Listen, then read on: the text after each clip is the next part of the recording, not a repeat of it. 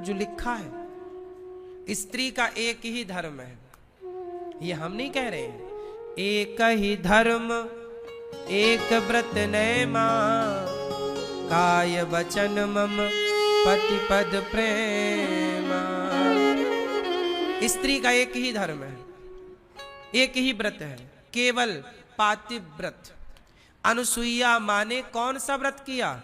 वो पतिव्रता थी ना।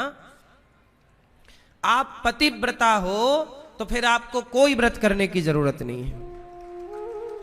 कौन सा व्रत बताओ? पतिव्रता नारी के आगे देवता भी नतमस्तक हैं।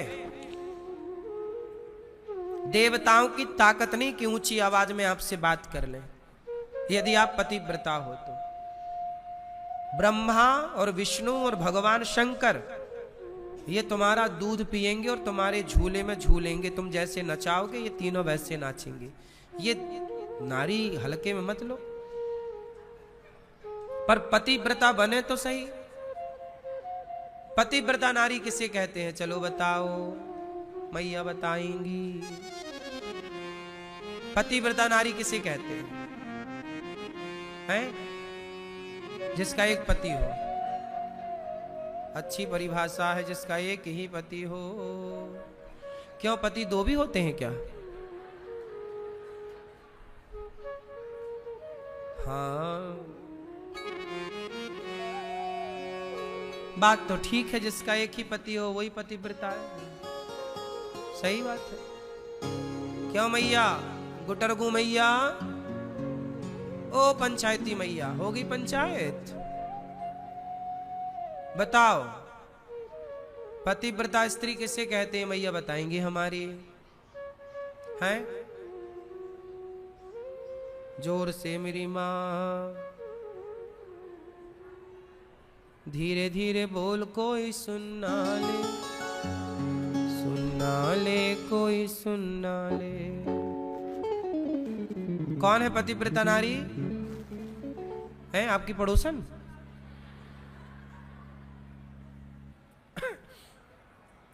पतिव्रता नारी किसे कहते हैं? ये बात भी माता अनुसुईया बता रही है आगे। उत्तम पतिव्रता कौन है? उत्तम के अस बस मन माही, सपने हूं आन पुरुष जग नाही। जो सपने में भी पराये पुरुष के बारे में ना सोचे, केवल अपने पति को तन से मन से समर्पित भाव से परमेश्वर माने, वही नारी पतिव्रता है।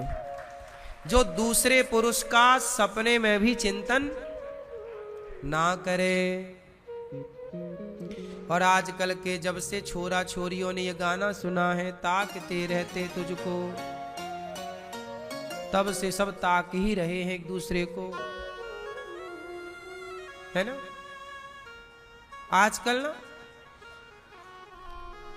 आजकल मैया आप तो देखो समाज में रहती हो, हर मोहल्ले और हर गली में आजकल ये सुनने को मिलता है कि फलाने की पत्नी फलाने से सेट है,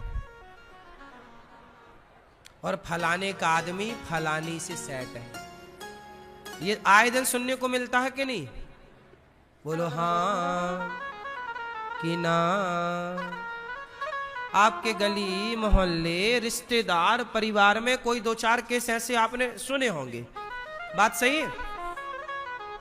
अब आप समझ लो कि हंडी का एक ही तो चावल दबा के देखा जाता है ना। एक चावल दबा दिया, समझ लो पूरे चावल पक गए, सारे थोड़ी दबाए जाएंगे। तो अपने आसपास की घटनाओं को देख के पता लगता है कि समाज की मानसिकता आज कैसी है। स्त्रियों को क्या हो गया? अपने बच्चों को छोड़कर, अच्छे खासे पति को छोड़कर पराये पुरुष के संग भाग जाती हैं। हाँ या ना? फिर और पुरुष भी ऐसे हैं। आजकल महिलाएं परेशान है, महाराज जी हमारे पति का पड़ोसन के साथ चक्कर चल रहा है। बेचारी किससे रोए, किससे कहें, क्या कहें? सब परेशान है आजकल। ये सब घर घर की कहानी है आजकल ये। बोलो हाँ कि ना? इसलिए कहता हूं कि हर घर परेशान है तो पूरा देश परेशान है। और परेशानी से मुक्ति चाहते हो तो अपनी लड़की को, अपने लड़कों को, अपने आप को चरित्रवान बनाओ। चरित्र। आजकल के लड़का लड़की लिव इन में रह रहे हैं। किस में रह रहे हैं? लिव इन में। शादी वादी करते नहीं। शादी के पहली 18 साल का लड़का 18 साल 16 साल की लड़की के संग लिव इन में रह रहा है। बोलो हाँ, लिव इन चल रहा है। इलू इलू खेल रहे हैं रोज। इसलिए कहता हूं इन बच्चों को इस गंदगी से बचाओ। यदि ये लिव इन से लौटेंगे तो फिर इनका ब्याह करोगे ना, साल भर इनकी शादियां ना टिकेंगी, क्योंकि 17 जगह मुंह मारने की आदत हो चुकी है पहले ही। जो 17 जगह पहले ही मुंह मारने की आदत हो गई है तो फिर एक के साथ बंध कर थोड़ी रह सकते हैं, चाहे वो लड़की हो चाहे वो। बात सही है कि गलत है? आज तलाक क्यों हो रहे हैं? क्योंकि सबको लिव इन का स्वाद लग गया है ना। खुला सांड की तरह घूम रहे हैं और फिर बांधा जाए तो खूंटा तोड़ रहे हैं। यही चल रहा है। इसलिए कहता हूं अपनी पीढ़ी को बिगड़ने से बचा लो। आजादी बताओ आप में से कितने लोगों को आजादी चाहिए? कितने लोग आजाद होना चाहते हैं? हाथ उठाओ। परिवार के बंधन से आजादी, संस्कारों से आजादी। कितने लोग आजाद रहना चाहते हैं? हमें कोई रोके ना, हमें कोई टोके ना, हमें कोई कुछ बोले ना।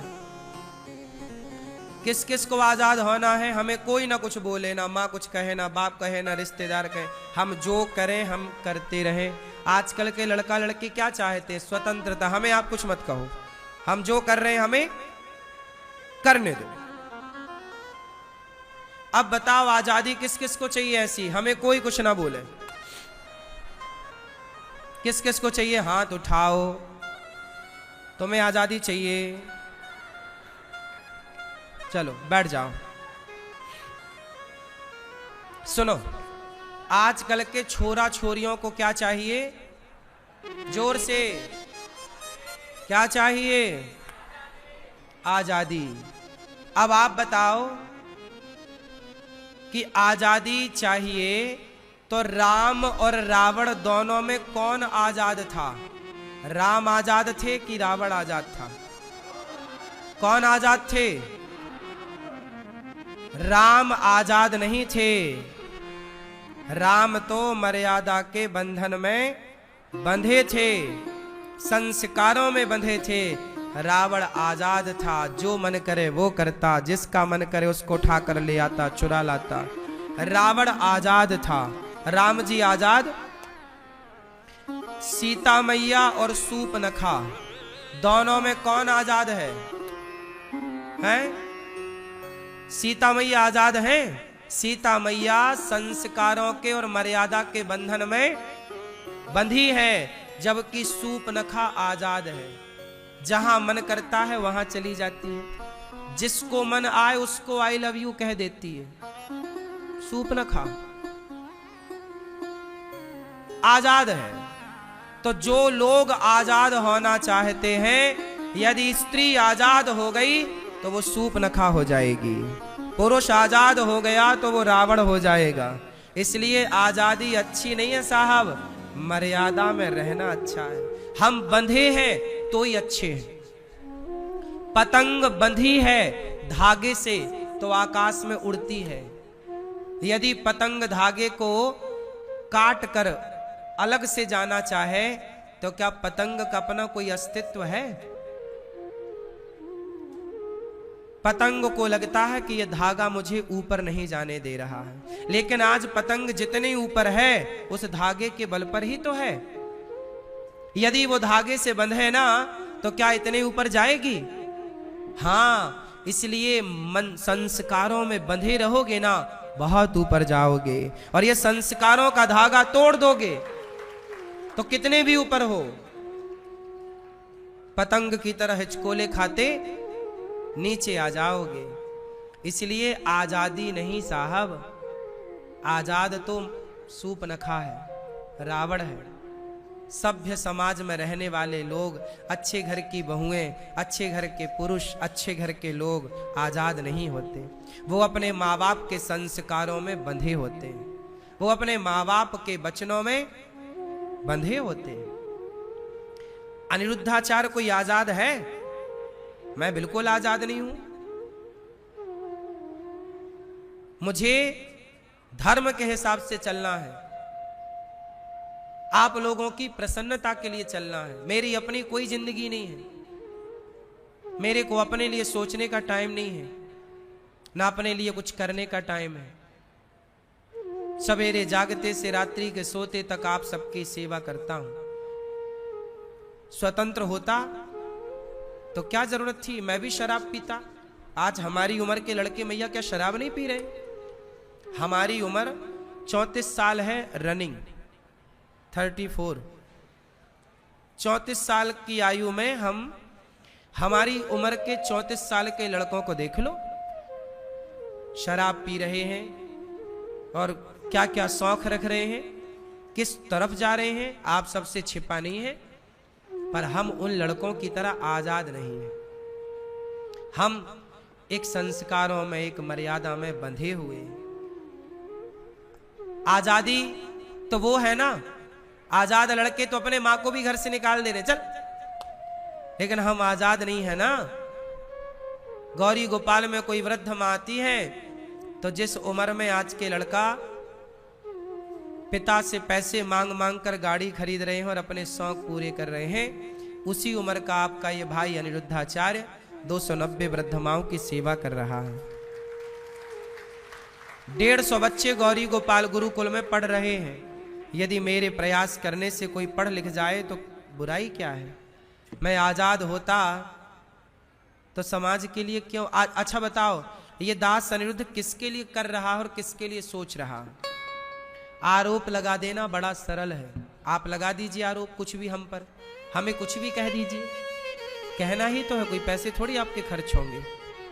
आप कोई भी आरोप हम पर लगा दीजिए, आप हमें ढोंगी कह दीजिए, पाखंडी कह दीजिए, चोर कह दीजिए, कुछ भी कह सकते हैं आप।